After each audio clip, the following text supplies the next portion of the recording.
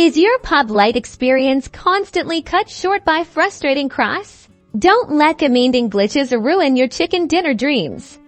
In this quick tutorial, we'll get PUBG Lite running smoothly again. First, let's tackle those drivers. Outdated graphics drivers are a common culprit for crashes on Windows. Search for Device Manager, expand Display Adapters, right-click your graphics card, and select Update Driver. Choose to search automatically for updated driver software. If that doesn't find anything, visit your graphics card manufacturer's website, NVIDIA, AMD, or Intel. Download the latest drivers directly. Next, let's optimize your in-game settings. Sometimes, pushing your hardware too hard can lead to instability. Open PUBG Lite.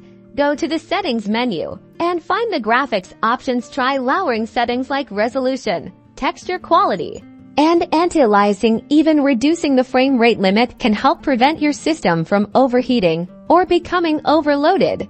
Corrupted game files can also cause unexpected shutdowns. Most game launchers have a built-in repair or verify function. If you're using the official PUBG Lite launcher, look for an option to verify or repair game files. This process will check for any missing or damaged files and download replacements, ensuring everything is in order.